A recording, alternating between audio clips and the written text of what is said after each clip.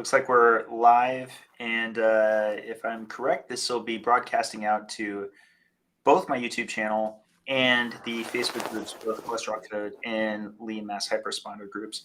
I have on, of course, my good friend and collaborator, Nick Norwitz. Say hello, Nick. And hello, Nick. Groups. I have on, of course, my good friend. Hold on one second.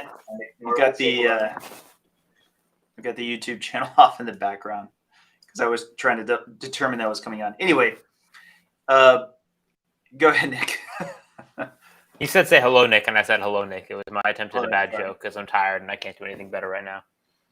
So we have you on because we're going to be talking about this editorial. You have gotten together a whole bunch of PhDs, MDs, just clinicians to put together an editorial that, I mean, we've already worked together on a lot of papers before this point, but they've been all very research-centric. They've been around the lean mass hyperresponder phenotype and data around it, as well as the lipid energy model. Tell us what's different about this document and why it is kind of relevant to clinicians in particular. Yeah. So first I want to clarify, because often people don't, read what's put out there. This is not original research. This is an editorial. It's an opinion piece. One could call it a consensus statement among these 10 authors. And the way it kind of developed is originally between me and Michael Mindrum, who you know, and who's been giving us critical but constructive feedback throughout the process as we started publishing on LMHR earlier this year, at the end of last year, with the LMHR cohort study. And he wrote a letter to the editor. And we've been in very productive dialogue ever since, which makes me really happy because I really think that's the way science should progress. You get constructive criticism and then you engage with your critics and see how you can get to the next stage. So I approached Michael with this idea about kind of putting together I'm calling it, for these purposes, for lack of a better term, a consensus editorial between me and him, and then really other senior members, respected PhD scientists, MD clinicians, either with an expertise in this area or who are just really well known in the space. So, for example, one of our anchor and senior authors, Ronald Krauss, is a legend in lipidology. So what we ended up doing is I approached Michael. He was excited about the idea. And then we put together a team of people with diverse perspectives who are all kind of interested in this phenomenon of LMHR.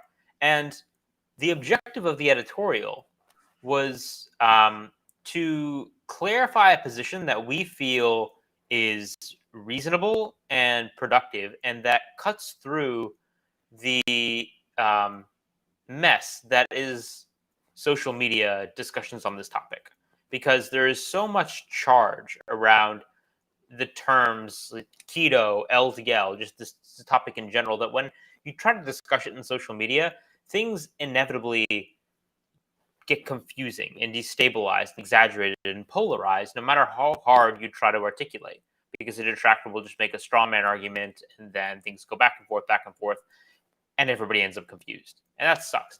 And that's especially detrimental, I feel, in this space where we're dealing really with people's lives.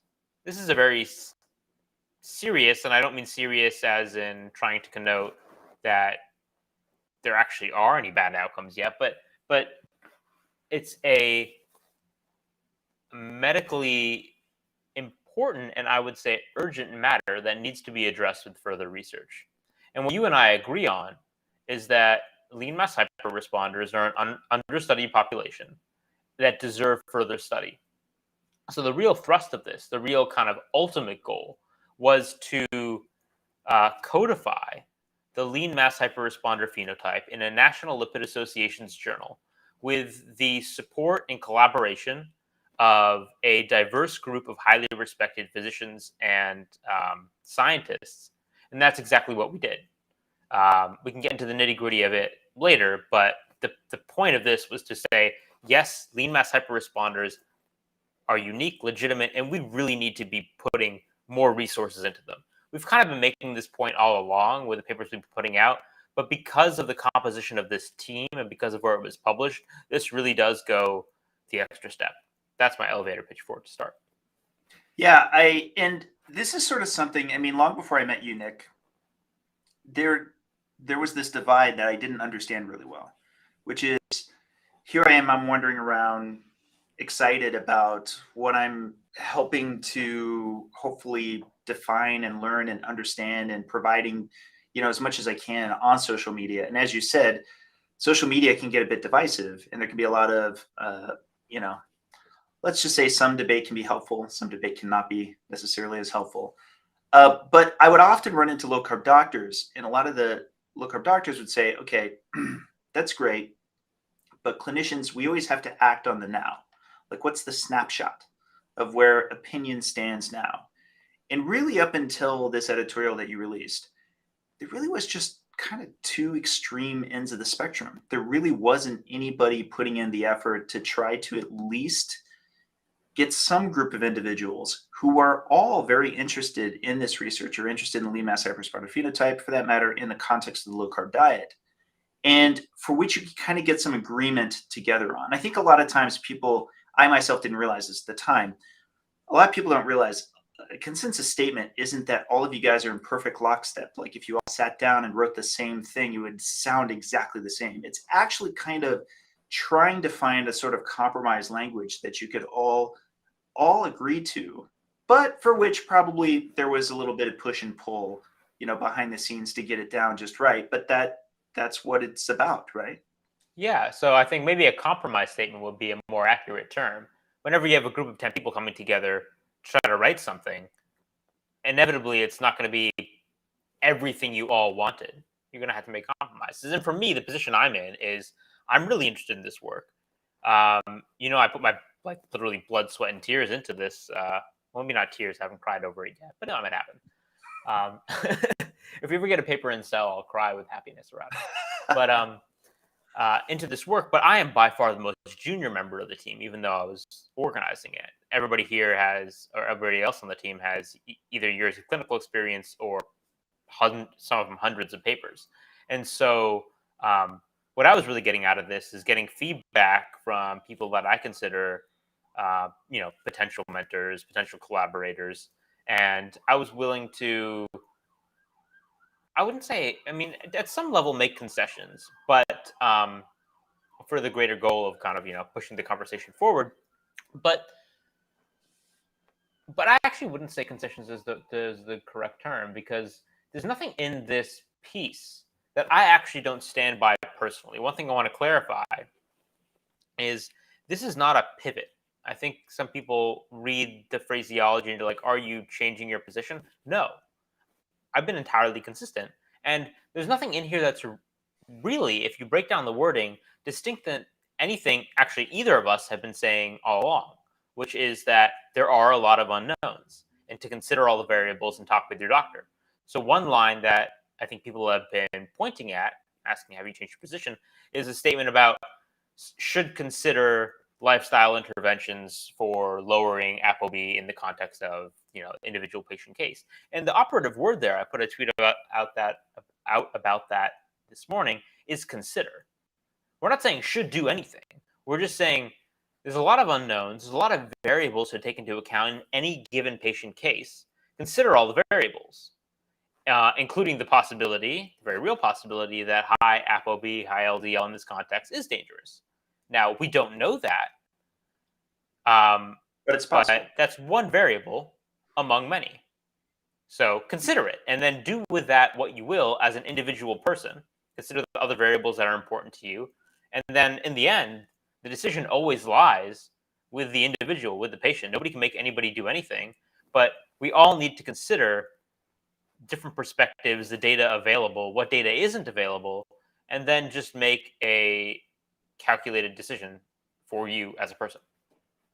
Yeah, and I think, and I posted this response because I think a lot of people who are not assembling things from both ends of the spectrum actually can appreciate this, that actually the document is quite a bit more liberal, at least certainly more centrist than I think they realize. The existing guidelines right this moment, are that if one has an LDL cholesterol of 190 milligrams per deciliter or higher, they must be on a maximally tolerated dose statin, on whatever high dose statin they can tolerate, without any further consideration. In fact, in the guidelines, they say you don't even need to consult the calculator, the atherosclerotic risk calculator.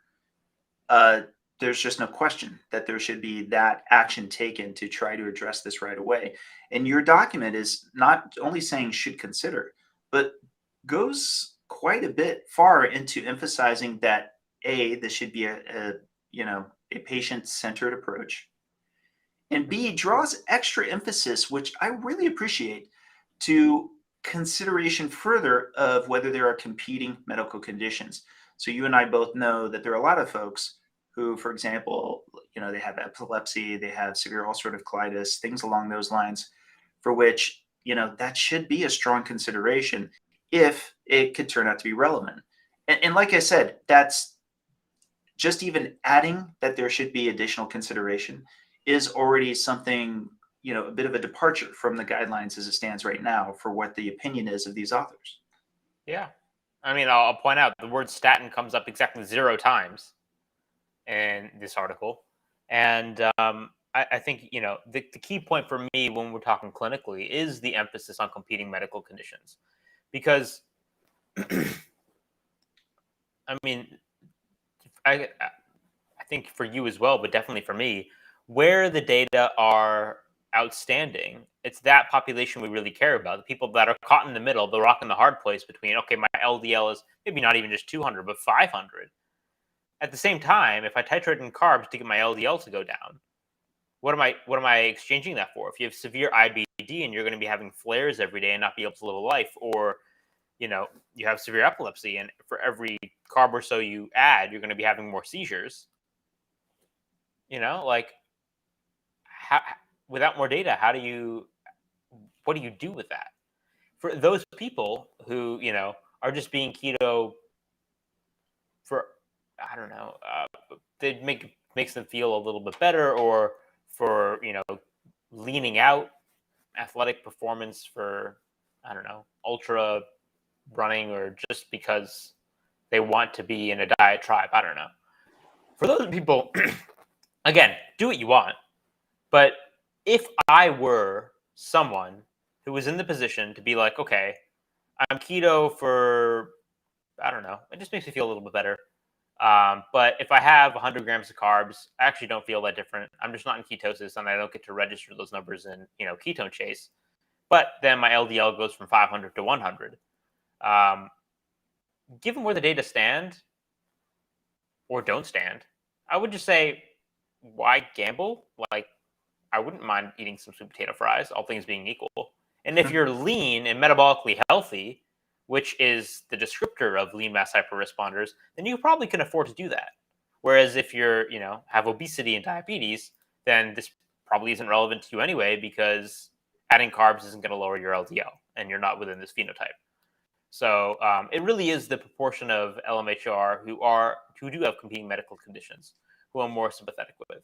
Everybody else, you can do what you want. I don't really see the downside of eating a banana or a sweet potato per day. Well, and that's the other irony, is that actually our first paper on LMHR, we bring forward a case series where this is exactly what we're showing, that for those folks who have it very high, because this is, again, we don't know what we don't know. It's why we're getting the data. It's why we're doing the LMHR study.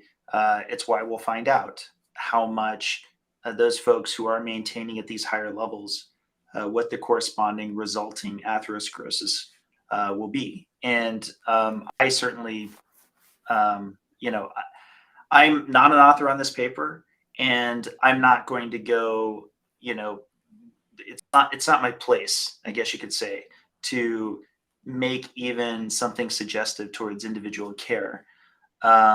But that's one of the things that I definitely want to be sure everybody understands, that their decision ultimately is between themselves and their doctors and their family, and that they should learn everything they can. And to the degree that we're helping them get there, to get that data that's happening in real time, is pretty exciting. And so I love that we had, I say this a lot. I think a lot of people don't realize it. I think it's a really good thing that this editorial is in place, as we're moving forward and getting the data. Again, it's a snapshot, right? Like for sure, as the data emerge, your opinion's going to shift with what that data tells you, and same thing with the other authors on the paper. And that's how it works. Mm-hmm. Shall we get to some questions real quick? It's the best part, Q&A. We got some posted on Facebook, of course, from the LMHR, from the Cholesterol Code Facebook group, from Larry Wolf. High ApoB and its risk, please. Nick?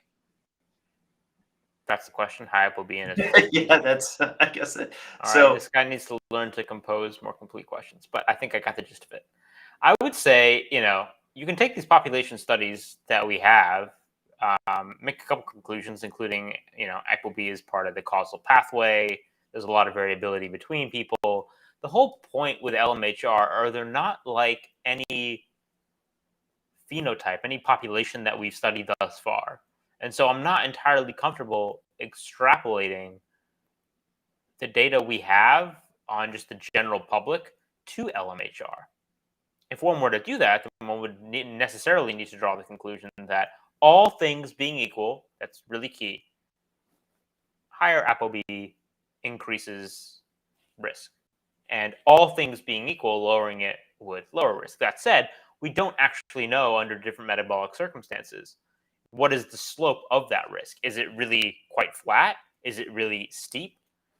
That's the whole point of doing these studies. The current study that's running out of Lundquist and further studies.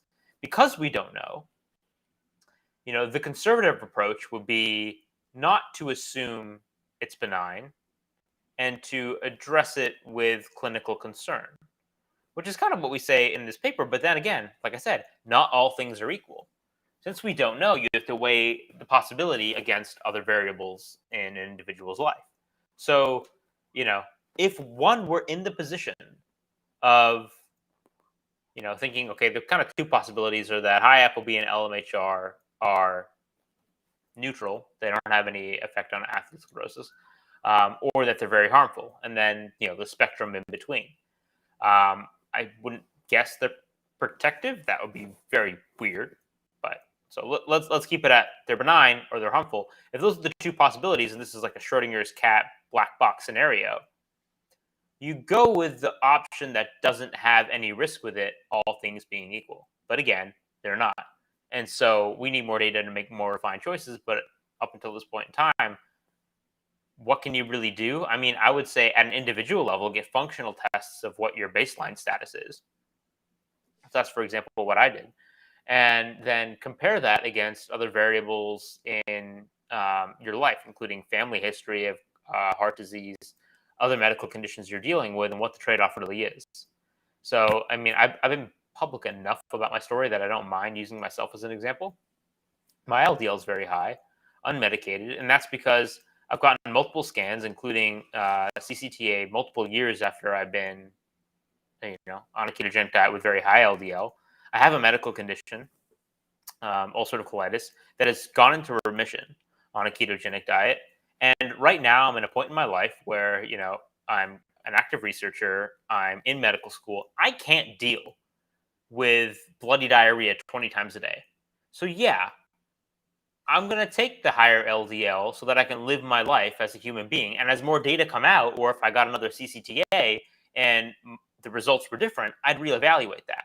But right now, I feel I have a little bit of buffer room to wait for more data to come out. And in the meantime, live my life and not put pause on my life, quit medical school just because I'm, well, that's the other option. You can see, that's the kind of calculus that goes through my head.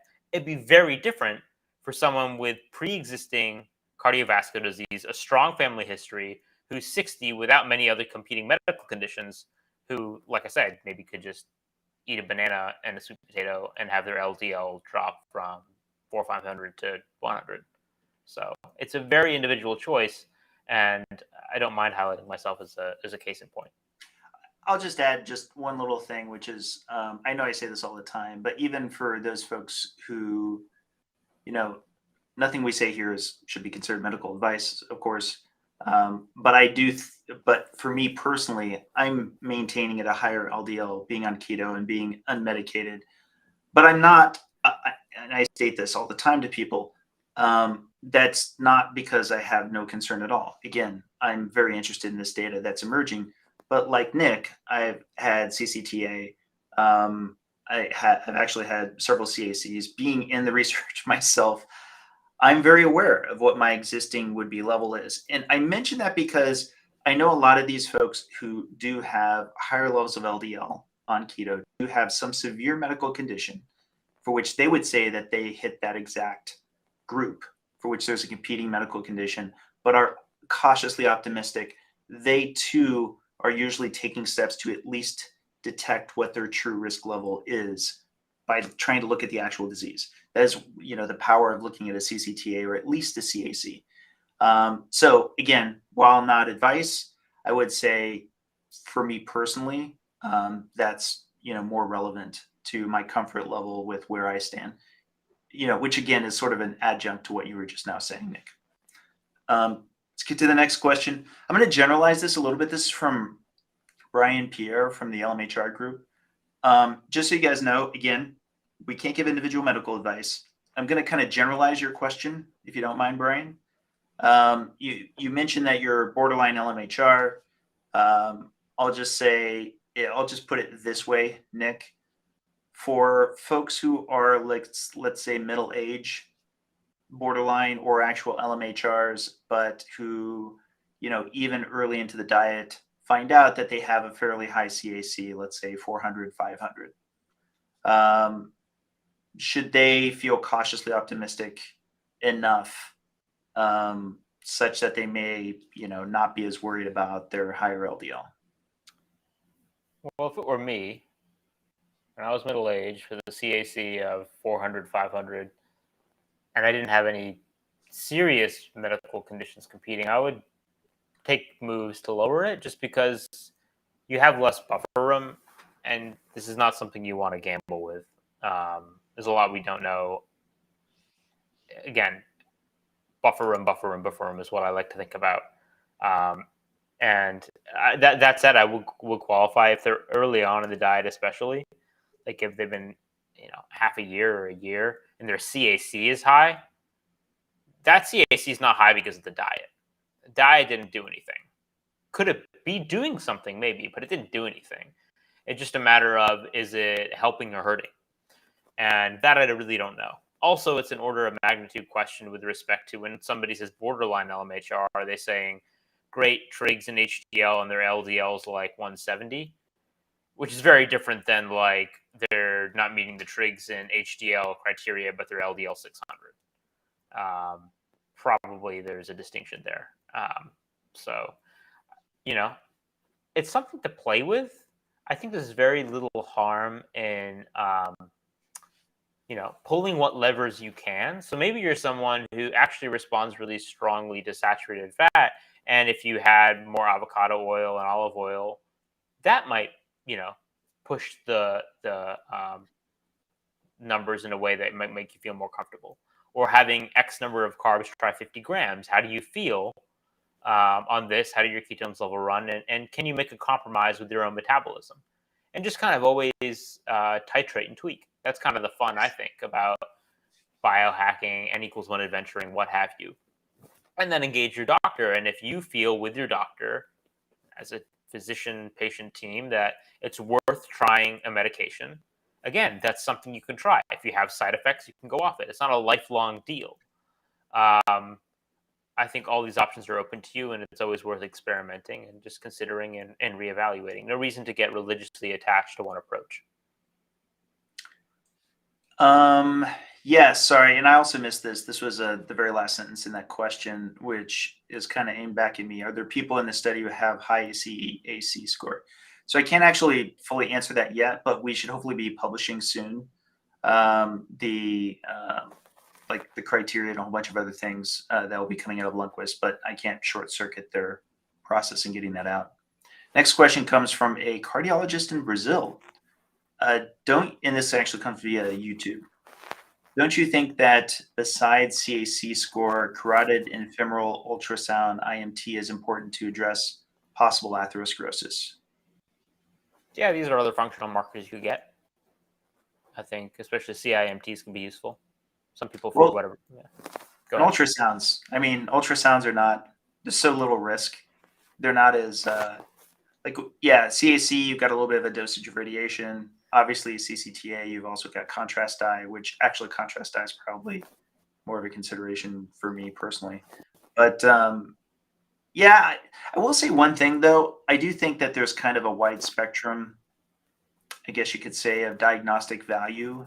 Like there's not the best, say, CIMT versus better CIMT, depending on the methodology and the devices used. I kind of fell out of favor a little bit with, and I know I'm kind of talking about CIMT when you're talking about also femoral as well, but I find the value of actually the morph of a plaque itself, like where you can actually see the bump, to be of greater value than sort of the more speculative um, selected. There's some selection bias potential with trying to capture thickness if it's not a really more advanced machine that's making use of it. And I have actually some personal experience with this and working with my own CIMT sonographer. But anyway, I put a little more value in they can actually see the plaques themselves. That I think is very concerning and something worth noting when you can observe it. Okay, next we have just some comments. My migraines are nearly gone when I eat low carb, which is great. Nick, when you refer to adding 100 grams of carbs to drop LDL, is that total carbs or net carbs?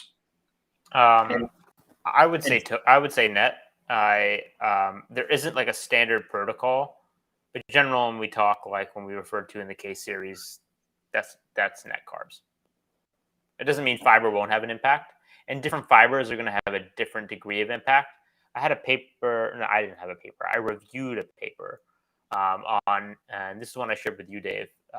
How different fiber types have different impacts on LDL, and there are specific ones that have a lot more impact than others. I think it was inulin that had the big impact. You can go to my channel, and there was like a not all fibers are created equal video, but I'm more referring to net carbs, because the idea behind the lipid energy model is that you have to replete the hepatic glycogen stores, and that's the thing that's dropping the LDL. right. And so, fiber's not going to do that. You can't just have a bunch of psyllium husk. Would it work to lower your LDL to some degree? Yes, but probably by a different mechanism and probably to a less complete degree, especially if you're like a profound hyperresponder. I think if you have an LDL of 600, the fiber is not going to do it. Well, I think it may have an impact if it's. I think it has an impact, but I don't think it'll reverse the phenotype. Whereas I think you actually could reverse the phenotype with more net carbs. So if you were to get, the point is, if you were to give the protocol a full-throated try for lowering, I would say have fiber, but have 100 grams of net carbs. Yeah. Basically, if I wish we could just have a competition of interventions, because I really feel like ours would crush. Like I would take ours against, PUFA versus, and I don't know for sure about fiber, but I wouldn't be surprised. And it's part of why I wish I had done my psyllium husk experiment by this point. I definitely want a randomized crossover for this, including medications. I think 100 grams of net carbs is going to have a bigger impact than statins. That would be my hypothesis. And we could easily do that with a randomized crossover if we could just get the resources to do it, which I don't have the bandwidth or the money to do it right now. But that experiment, I'm sure, will come in time. And this editorial, to kind of get back on to that, I think is kind of, a move in inviting people to help us, organize and develop studies like that. That's the goal. So it's a debate. So this is another one. What about non-calcium plaques? They will not be detected in the calcium score exams. What if LMHR's high in LDL ApoB leads to atherosclerosis that won't be detected in CA score exams? CCTA. Yes, and for what it's worth, I think that's a good point if it's a fairly rapid development. That said, have to tell you that this study, I know Nick's probably tired of me mentioning it, but oh my God, that study out of Denmark from earlier this year, it's one of those like life-changing studies for me. It's because it's 23,000 symptomatic patients, and the data that came from that is just incredible, not just in how it was looking at its association with LDL, but also with CAC association with CCTA soft plaques. So, for example, I hope I'm remembering this correctly, but I believe, Nick, that there was maybe 0.6% of those who actually had a stenosis of 50% or more, at least one that had a zero CAC. In other words, you pretty much just did not have that level of stenosis unless there was some corresponding calcification score. So from my perspective, like that's so powerful. Doesn't mean you should just assume that it's not there, just that to get more advanced levels of plaque, you're probably going to have that association of CAC, just a ridiculous, high predominance of time. So for me, it's like looking first at the zero. To use that term, the power of zero. It's real. Like I believe more in the power of zero this year than I ever have. But that said, yeah, do I think rapid development of plaque, like if it was an acute change, that would show up in soft plaque and non-calcification? Yeah, probably. But we should see that in this cohort, given the prelim data that, I don't talk about too much, but of what we've been able to see in the first 2/3 that were scanned, the average time on the diet and at these levels that were in the top 0.1%, it's around 4 years. That's a decent chunk of time. I would be surprised if it was like for 4 years, it's mostly fine. And then all of a sudden for the last year that we happen to capture by comparison, that's when all of a sudden there's a massive appearance of a lot of soft plaque. Anything's possible. I'd just be surprised. Next, we've got Nick. Since you have the choice to be in ketosis with the elevated LDL or eat carbs to drop LDL, that doesn't seem to impact your gut health. Which are you choosing to follow and why? I don't have that choice. I don't know where you got that impression. I've done short-term while on break experiments that are quite controlled, and they actually do tend to take an impact on me, and to the degree that I couldn't maintain them. The last one I did was the vegan. This was with a lot more fiber, but it was actually keto, and it was tough. But for me, ketosis is therapeutic for gut health. I ended up being on a ketone ester that was well over $100 a day and tastes like crap. Still didn't feel that great. It was for experimental purposes. But bottom line is, when I'm out of ketosis for a prolonged period of time, my gut health does suffer. So I wouldn't say that I have the choice. And if I did, like I said, then yeah, I personally have no problem. I'd love to cycle in and out of ketosis, all things being equal. Having a sweet potato or a banana, I've never had trouble with insulin resistance. I don't think that's my problem, nor weight. So I'm if it wasn't for the history of colitis, I wouldn't be scared of a sweet potato or a banana or some blueberries or heck, even ice cream every now and then. Don't kill me. That's pretty cool. I've never done this before. A Facebook user posted a link, and I guess from within this platform, I can do a show, which it will do it like right now. Oh, cool. I think that might be ours, but I'm not sure. That's JAMA. That's not ours. Oh yeah, JAMA. Never mind. I wish we published JAMA. I should clarify real quick. At the time of this recording, don't get us started on it. But technically, our article is not yet truly open access from its DOI link. We're working on that. You have no idea how many we're not going to say frustrated email I've sent to them. They won't just send us the dang invoice. We have an open access link that we posted, so it can be read open access. But the official DOI link is not, because they just haven't sent the invoice. Because technically it's still a preprint right now. So it's going to come out in the December issue.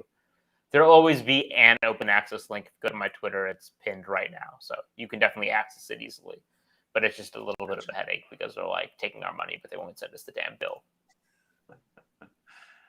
All right. Well, I think we'll go ahead and wrap it here. Thank you guys all so much for your questions. And we'll see. You know what, Nick? We should do this a little more often, don't you think? Yeah, We I think it's we do it when we can. Kind of. Usually, what happens is I'll message Dave. This is what happened today because I have a spare moment in my life, which actually Right. didn't end up being that spare this afternoon, but that's a whole other story. And then Dave's very flexible and accommodating, and then we make it happen. Including with Huberman this week. I messaged Dave on Monday because Huberman was leaving me 2 tickets to his New York show, and Dave's like, "Yeah, I'll fly across country," and then he Yeah. did. I reshuffled some things and I took some meetings from the hotel room. I mean, the cool thing is that between the two of us, both you and I are really busy, but I kind of have a lot more latitude to move things around. You do not. You med students in Harvard. What? It looks like you can't just like shove around things in your schedule. But not this year. In time. We'll see if we can make this work a little bit more often. Yeah, this is me distracted and warming up. So, and yet we've had what 5 papers this year? Yeah, it's pretty cool. Well, it's been a good year. Technically 4 for me. I'm off this editorial, but again, in a roundabout way, I sort of feel like this editorial. I mean, let me put it this way: it's super meaningful to me on a personal level, as you know. I think I was a member of the NLA before we even met, and was knocking on their doors for a long time. Was trying to get the conversation started, and that's with full recognition that I understand their level of caution, given the science coming up to this point. This is, there's no other way to put it. This is a very different paradigm. Just even talking about what I'm optimistic for, but while wanting to fully acknowledge that I understand their concern. And here we are. It's literally printed. Well, not yet, but will be printed soon in the JCL. It's just incredible. It becomes an interesting issue. I think that we just talked about this beforehand. I mean, this was a project that you knew about as it was going on, but whether or not to have you involved in the politics there, there's strategy in politics and you just like. Well, it's better. It's so much better this way as a clinician-centered document. The same words coming from you and this like. It's funny because I am in this position where I converse with people on social media. I converse with you the most, and then I converse with people within academia, and it's perceived very differently. The exact same words and cautions and level of scientific interest and optimism coming from you as coming from someone who's a lipidologist or a cardiologist. They could be the exact same words, but they're perceived very differently, which isn't fair, but it's the nature of the beast right now. So, but I can be a little middleman. But that's exactly where this is super valuable. All right, well, maybe we'll see you guys again here soon, and thanks again for coming on, Nick.